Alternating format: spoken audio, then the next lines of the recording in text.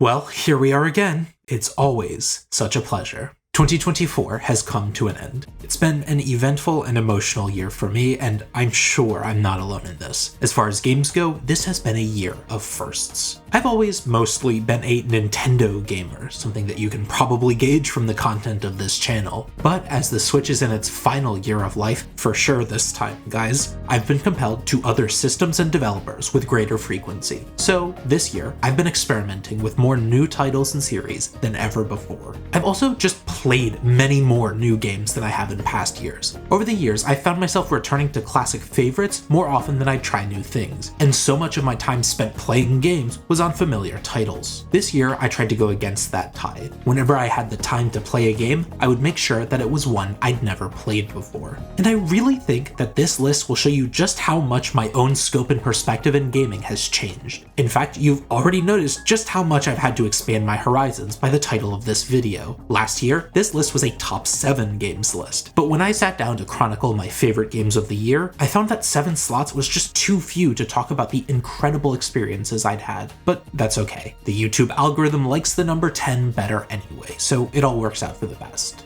Finally, I'll let you know that there are no spoilers beyond the first hour or so for any of the games on this list. I've actually got separate videos on several of these games, so if you want to hear about my thoughts in more detail, there'll be links on screen where you can see each video, or you can head to my channel page to see what else I've got for you, and maybe hit that subscribe button while you're there, just to make it a bit easier. Can't hurt, right? Alright, without further ado, let's get started. I'm Volcaronite, and here's my top 10 games of 2024.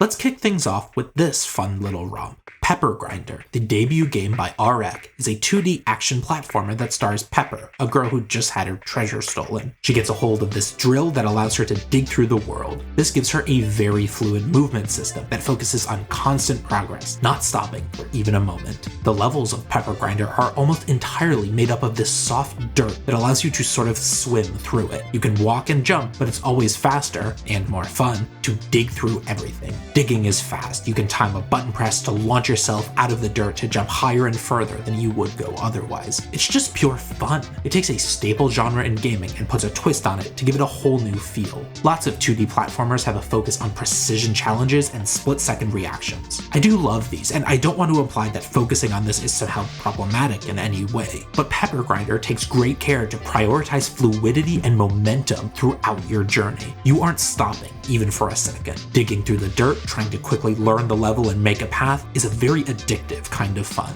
This game is definitely designed for speedrunning. After clearing a course for the first time, you're encouraged to try it again, beating times to get higher medals. And it's so much fun to blitz through these levels, getting a little faster each time. The game is short. I 100% cleared it in about 6 hours. But if you love platformers and want a game you can beat in a weekend, Pepper Grinder is a fantastic place to start.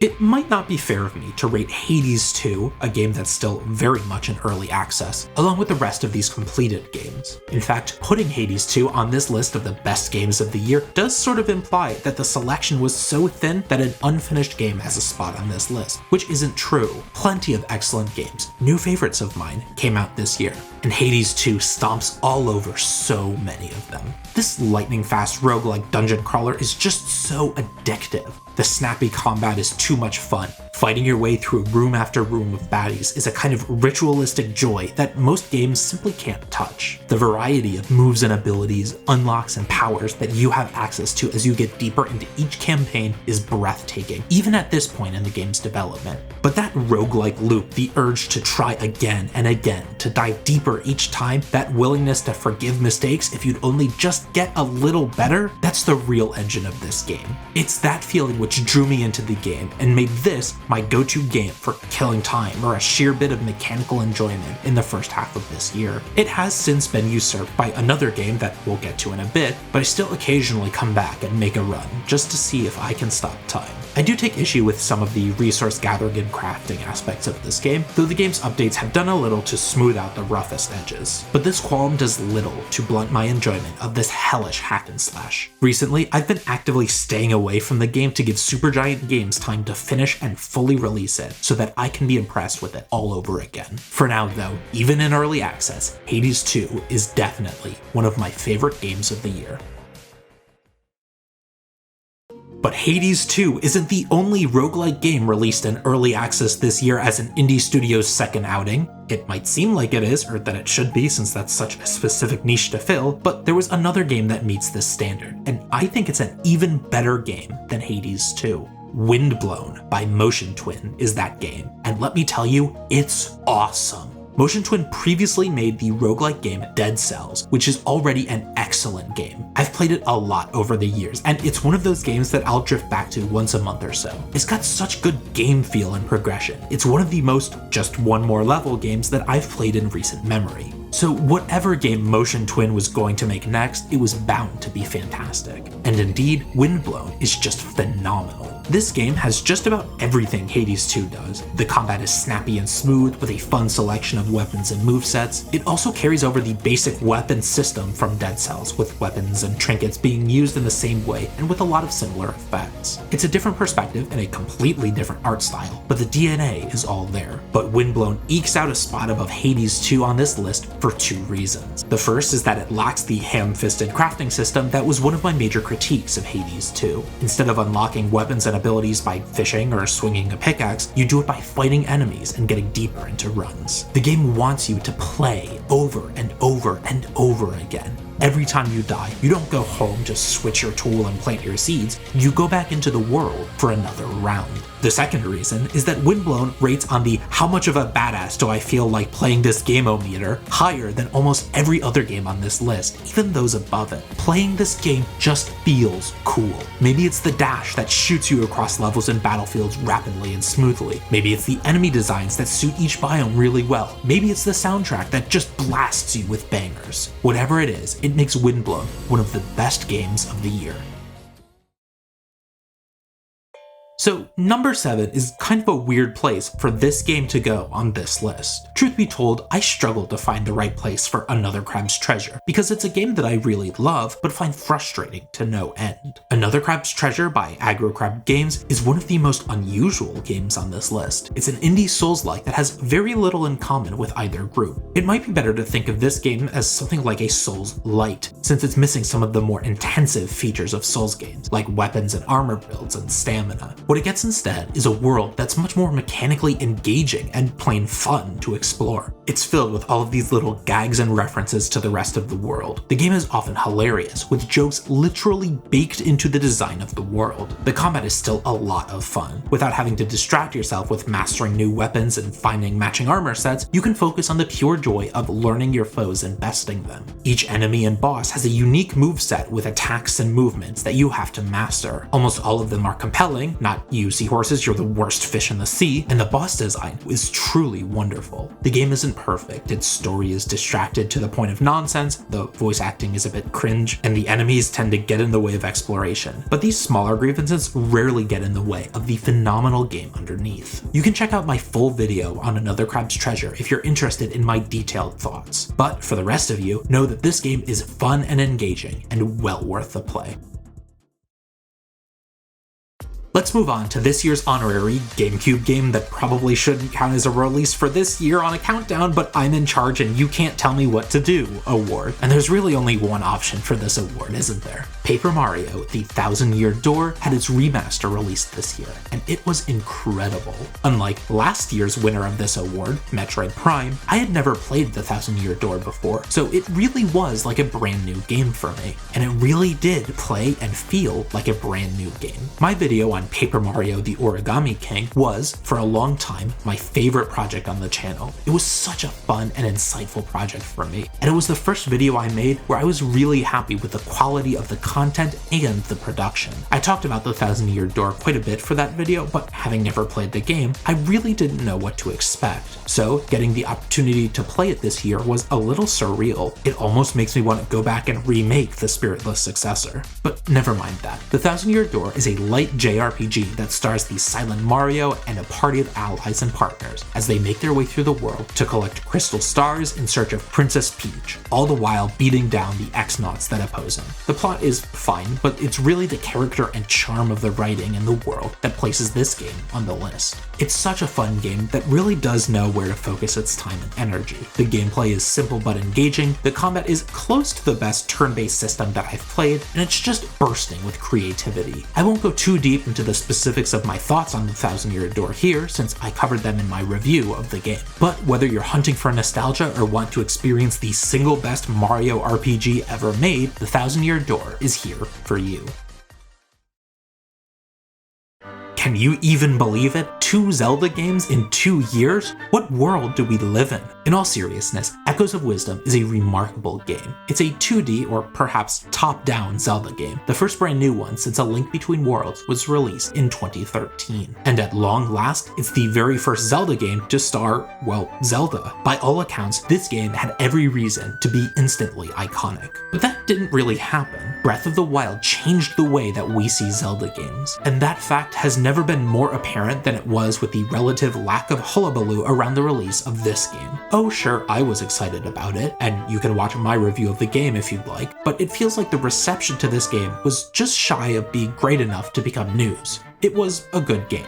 If you've watched my review, you know that I think it's considerably better than a good game. I think this game is phenomenal. It's a top-down game that clearly takes deep inspiration from the Breath of the Wild and especially Tears of the Kingdom handbooks. The brand of open-ended exploration and creatively fueled puzzle solving is a big step away from the top-down linear Zelda dungeons from before this game. I was only ever a passing enjoyer of the Zelda series before Breath of the Wild. That game transformed me into a full-blown fan, so you'll understand why I think that this game is such a great one. I absolutely understand that some people wanted this game to have a different, more classic gameplay experience, and I do definitely enjoy those too, but if you're asking me to pick between the two styles, I'm picking this one every day of the week. My only major gripes in this game were with the story, that is, the choice to make Zelda a silent protagonist, and the controls, specifically in regard to the echoes. But those concerns really did fade after a while, and I was left with the fantastic game underneath.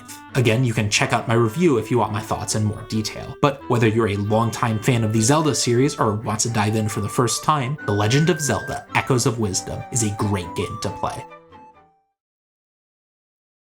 Alright, it's time for a story. When I was really young, like 5 or 6 years old, I wasn't much of a gamer. I played a few different video games, but aside from the Pokemon games and Mario 3, I wasn't a fan. I had some bad experiences with video games at 5 years old, obtained my first phobia that lasts to this day, and never got that deep into the hobby. Okay, one time I did miss my bus stop because I was playing Pokemon Ranger, but that only happened once, okay? Anyway, my dad ended up buying me and my brother and sister a Wii after my brother and I said that we were gonna pool all of our money to get one. We played Wii Sports and Wii Fit, and they were kinda neat, but I still wasn't that big on it. But then, my friend Alex, or more likely his mom, bought for us the game Super Mario Galaxy, and that game changed my life. I loved it. I played it over and over. It's almost certainly the game that I've played and replayed more than any other, and it's my #1 nostalgia game. I cannot tell you how excited I was when it was announced that, for the Mario 35th anniversary special, Galaxy was coming to the Switch. I didn't care that it was 3 barely up-resed games, I didn't care about the irresponsibility of timed releases, I didn't care about any of it. Super Mario Galaxy was coming to the Switch, and that was enough for me. My Wii broke years ago, so I hadn't replayed the game in some time, and I haven't played Galaxy 2 since. But every time Nintendo drops a Direct, I always, in the back of my mind, hope to see Super Mario Galaxy 3. Well, this year, I played that game, only it went by a different name: Astrobot. Astrobot is the most Nintendo-coded game on this list, if that makes sense. It feels like it was chemically engineered to be fun and delightful at every opportunity. It's a 3D platformer that sees you flying around the universe to several animal-themed galaxies and various planetary levels. There's no gravity mechanics, but basically everything else here feels exactly like a 3D Super Mario game, and I mean that in the best way possible. It's just so novel and creative and fun. The PlayStation and Sony characters aren't really that nostalgic for me, but I definitely did get excited to see Amaterasu from Okami. But it's just pure crystalline joy to play this game. And for anyone who loves 3D platformers, and the Mario games in particular, Astrobot is exactly what you're looking for. It is genuinely unbelievable that Nine Souls exists. Nine Souls is a Metroidvania made by Red Candle Games, and it's a fantastic game. In it, you take the role of Yi, a brooding catman that has been cast out of his civilization to live in a village of monkey people. Yi, spurned by his people and frothing with anger, sets off on a quest of revenge and redemption. He explores this incredibly high-tech world, slaying enemies and uncovering the secrets that he was nearly killed to keep. But the thing that makes this game so special is not the ridiculously big world or the surprisingly sensible story. No, it's the combat. This game has the single best 2D combat system in a game that I've ever played, hands down. It's a smooth system that combines the best parts of Hollow Knight, with its dynamic enemies, charm-esque system, and fluid movement through fights, with the enemy movements, parrying, death blow, and overall feel of the combat in Sekiro.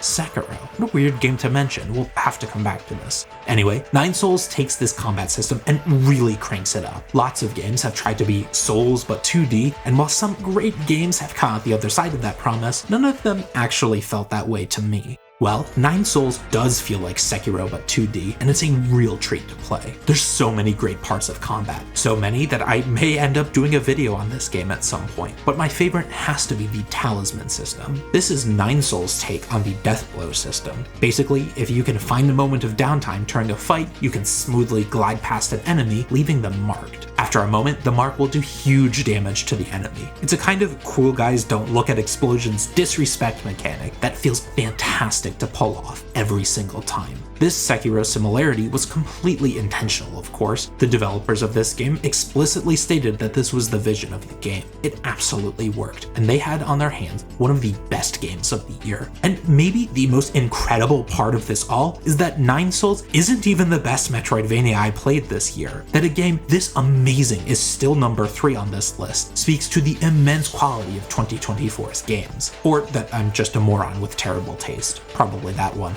But whatever the case may be, Nine Souls is an ingenious Metroidvania that had me gripped for the entire playtime. If you've been anxiously awaiting Silksong as long as I have, then rest assured, Nine Souls is the game you've been looking for.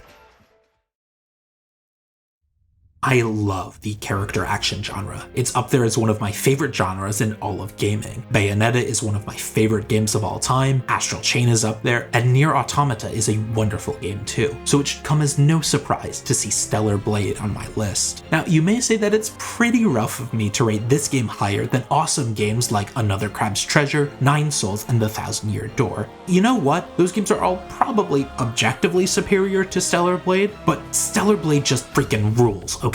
It's all about the combat. Your variety of moves and abilities, offense and defense, special traits and options. It really is one of the richest and most engaging combat systems I've ever had the privilege to experience. The system is a snappy blade-focused system, mostly hinging on clever defense and counters to both damage foes and hack away at their balance for some extremely cool and powerful moves of your own. Enemies attack in a huge variety of ways, and clear but very rapid signals always tell you the best way to respond. Regular overworld enemies serve to teach and train you, but it's the dozen or so bosses that really elevate this game to something special. There weren't really any duds. Every single boss was a pleasure and a treat to fight. It's been a long time since I've had this much fun mastering a combat system, and it's the only game I played this year that rates higher on the badass scale than Windblown, which is remarkable. Lots of reviewers have compared it favorably to Sekiro's combat.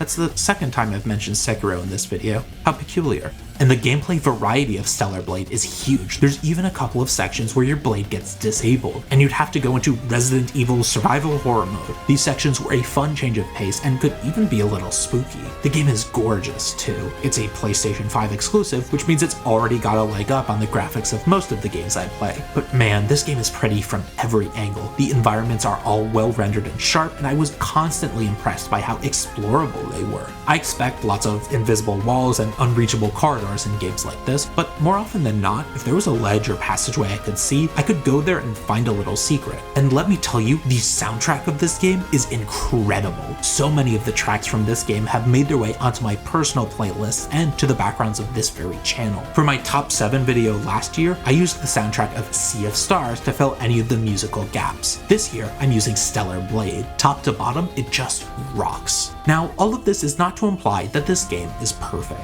The setting of a post-apocalyptic Earth being overridden by monsters save for the one outpost of ultra sci-fi humanity might as well be a cookie-cutter shape at this point. The story, which actually had some potential in Stellar Blade, I mean, insofar as Nier Automata's story was pretty good, was borderline nonsense and had nothing surprising in store. Even the big reveals were predictable. The characters are all one-dimensional at best, there's a weird amount of straight platforming sections, your protagonist is, well, look at her. But as I've come to realize, these are just some of the crucial building blocks of the finest character action games. And Stellar Blade has definitely cemented itself as one of the all-time greats in the genre. I've been sitting on the footage from my first playthrough of the game for half a year, waiting for the opportunity to make the video I'd like to. I don't like to make a video on a game if I don't feel like I have something unique to say about it, and while I haven't found that angle yet, I've not gotten rid of the footage. Stellar Blade is the game I've found myself returning to most often this year, and for fans of the character action genre, I can't recommend it highly enough. Okay, before we get to my game of the year, I want to do something that I did last year, and that's to talk about some of the games I played for the first time that didn't come out this year. My games backlog is huge and tends to only grow over time. Getting a new gaming rig this year certainly didn't help matters, so there were plenty of incredible experiences released in the past that I had for the first time this year. I'll keep this brief, well, brief for me that is, and only talk about two. I've been quietly working on a top secret video project for most of the year. It's not Pokemon North and South, although I am still working on that. It's a project on the Fallout universe. I had never played a Fallout game before this year, but I watched the Fallout television series and was instantly obsessed with this world. I mean, it's so wonderfully wacky in all of these basically nonsensical ways, and I still love it. So I've been on a quest to play the Fallout games and grow my understanding of the world. And the place I chose to start this journey is Fallout New Vegas. My Fallout project isn't a review of any particular game or story, so this is probably my best opportunity to share my thoughts on a Fallout game. I'm not a big fan of the first-person perspective in games, and I especially dislike shooters. For a first-person shooter game to draw me in, it really has to have something special. A meaningful story, extra gameplay, amazing world or character design, that sort of thing. New Vegas is able to pierce this personal malaise by having a compelling story combined with the VAT system. I know that the VAT system isn't original to New Vegas, but it is a genuinely brilliant way of taking a first-person shooter and translating it into a sort of turn-based RPG that people like myself can actually enjoy. I found myself engaging in both forms of combat with equal frequency, and this was an experience unlike any other I've played. I'm also pretty particular with my stories in games. While New Vegas does make a lot of the faulty assumptions and missteps that the majority of the Fallout series makes, it does have a fairly compelling, contained plot. It's not groundbreaking or anything, but it certainly allows you to make compelling decisions and reasonably face the consequences of your actions, which is not something I can say about many games. I've now played through at least a bit of Fallout 3, 4, and 76, and I think both that New Vegas is the best of them and that it's not an amazing place to start. But I did start with New Vegas, and I'm glad I got the chance to. After playing Nine Souls and Stellar Blade and loving both games, I knew there was one particular game I had to try out. The link between the stellar Metroidvania and the soulful character action was, of course, Sekiro. I told you we'd come back to this. I'd never played it, but with the help of a newly upgraded computer, I resolved to start with a ton of the games I'd missed over the years. And after Nine Souls, my first foray was Sekiro, and it was a great place to start. I definitely see how it inspired Nine Souls and Stellar Blade's combat. The focus of Sekiro's fights are less about whittling down health bars and much more about defensive reaction to chip away at an enemy's balance meter to react with powerful death blows. It's a very back and forth, counter-focused, reactive combat system that I genuinely love. Sekiro is a From Software game, which has led many to compare it to their most popular series, Dark Souls. But Sekiro has much less in common with Souls-likes than games like Stellar Blade, character action games. And this influence makes its way through combat, with a focus on reaction times, flashy finishing moves, and fights that revolve around your solitary weapon, rather than unique stat builds and weapon changes. Like both Stellar Blade and Nine Souls, the key mechanic that makes you feel so powerful in Sekiro is the parry. Sure, you can slowly chip away at a foe's HP and eventually win fights based on pure brute force, but if you learn to master the perfect parry, you'll be much better suited to take on foes in ways that are both fast faster and more fun. As with Nine Souls Talismans and Stellar Blade's Retributions, Sekiro's death blows are wonderfully animated, hugely empowering climaxes to fights that serve as the ultimate rewards to mastering the parry against a foe, and just feel amazing. What Sekiro takes away from build customization, it gets back in mechanical combat expression. I, personally, don't even consider this a trade-off. I much prefer a singular combat moveset with rich depth and mastery to an assortment of options and tools as wide as an ocean but as deep as a puddle. And Sekiro does its singular combat system masterfully. Plus, the game has a hookshot, and it's just incredible. Come on now, I'm a Zelda fan. I'm so glad I finally got the chance to play Sekiro this year. If you love tight action sequences, beautiful visuals, compelling combat, and a world that just keeps growing, then Sekiro is a must-play. Indeed, if it had come out this year, it would top this list. Just don't get discouraged by the challenge. So, what you might not know about me is that I'm actually an elite hacker computer tech science cyborg, and I'm in your mainframe. I can see if you skipped ahead to the different chapters, and if you did, instead of hearing about my game of the year, the rest of this video is just uninterrupted screaming. I'll give you a moment to go back and watch this from the beginning without skipping. You better go now, I'm about to start. Okay, not really, but you should go back anyway if you skipped ahead. It's a good video. But fine, let's hear about my number one pick. Everyone who's watched my videos from this year knew that this was going to show up at some point or another, but here it is at the top of my list. My game of the year for 2024 is, without question, Billy Bassot's Animal Well. What can I say? There's nothing quite like exploring a new Metroidvania, and having one as deep and thoughtful as Animal Well is incredibly rare. AAA gaming with its intensive polish, sometimes, huge budgets, investor input, and committee designs can't really land these personal experiences in a way that an indie studio can. An indie game made with actual love and care, one that is okay with players missing content or even the point of the game, one that's not afraid to delude its players, require absolute nonsense to complete, or just be weird. Animal Well is all of this and more. It's a Metroidvania that most players will only ever see a quarter of, even those that complete the game. Its simplistic pixel art and ambient, almost music-free audio may lead you to believe that the game itself is simple, but in reality, it's one of the most complex, puzzling, overall deep games that you can play today. Fitting, perhaps, for a game called Animal Well to just keep getting deeper the farther you go. That's not to imply that the base gameplay isn't fun, because it is. Gaining new tools, exploring new rooms, solving puzzles, and making connections, all of it is an absolute blast in this game. If this game consisted only of the main campaign, it would still be on this list somewhere. But with its depth of secrets and community engine, Animal Well is a transcendent experience. In some ways, it's more than just a game. It's a link to the rest of the world. The game isn't quite perfect. It's got some borderline horror that won't be for everyone, and the way it handles secrets is cynical to the point of irresponsibility in my opinion. But when you wake up from your little cocoon and enter the well, all of the problems just fade away. If you want to hear more about this game, I've got a full video of it on my channel. But if you haven't played Animal Well, I encourage you to do that first. It's phenomenal. It's the only game I've ever given an overall grade of A to. I implore you to play this game. You will not regret it.